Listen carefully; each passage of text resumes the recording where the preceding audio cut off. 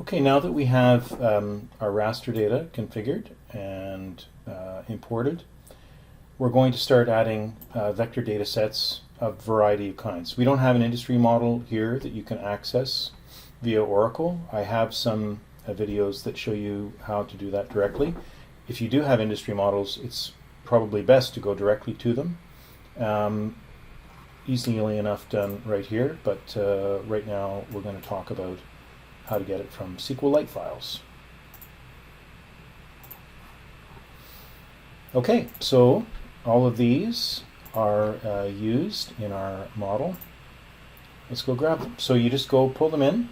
They come in as not configured for a variety of reasons, but they're good to go. And in here we have conductors, fuses, lights, poles, substations, building footprints, and railroads. The important thing to think about is that this is effectively the same thing as pulling them in from an Oracle or SQL server database. We're just grabbing them from SQLite because we don't have the Oracle database handy at the moment. Okay, so let's just, to complete the picture here, grab a few shape files that we have of a variety of different things. Water features, and some roads.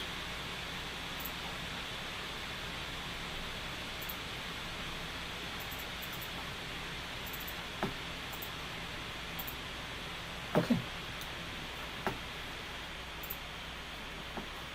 Now we're going to begin configuring some of these one by one.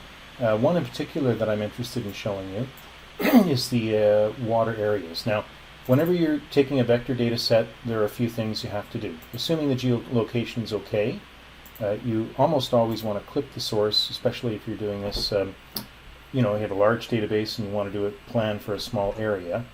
So do that. You're mapping it into, it's already in lat long 83. I got it from the USGS, that's fine. But you have to choose the type, and this is water areas. And once you set it as a water area, you get a number of different features that you can edit of the water. So for example, I can have the default water type or a splined water surface just for appearance's sake. We'll close and refresh that.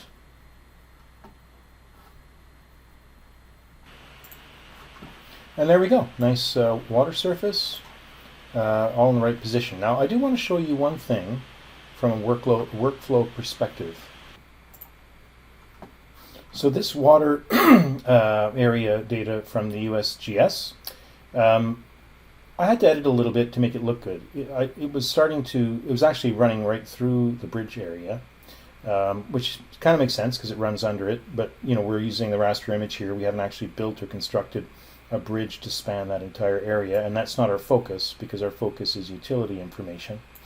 So what I did was I went into map and I directly edited the shapefile here. You can do this in InfraWorks as well, but every time you make a change to even a single point, the water surface gets regenerated, so it's really not all that efficient, and from a usability point of view it's not that great. But in map I can go here, I can make some adjustments to the water areas, and let's just do that, stretch a couple of vertices here. I'm not going to make any, really significant changes, but let's just say I make some changes, and I go to the feature edit panel and check in those changes. Okay, that's fine. I can immediately go back here and refresh that layer, and it will actually bring in the newly updated source, which is really convenient. And that's part of the workflow that we're talking about using the tools